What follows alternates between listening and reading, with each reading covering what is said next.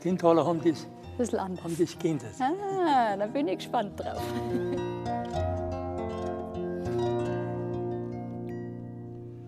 Sie tragt einen goldenen Mantel mit Perl und Röselein.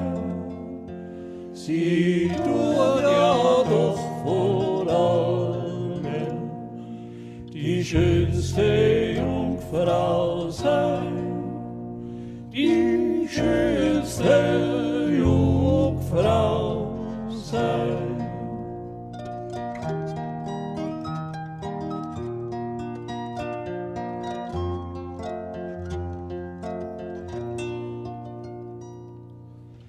Sie tragt bei ihrem Herzen das göttliche Himmelskind, wohl niemals auf der Erde man schöner Bildnis findet, man schöner Bildnis findet.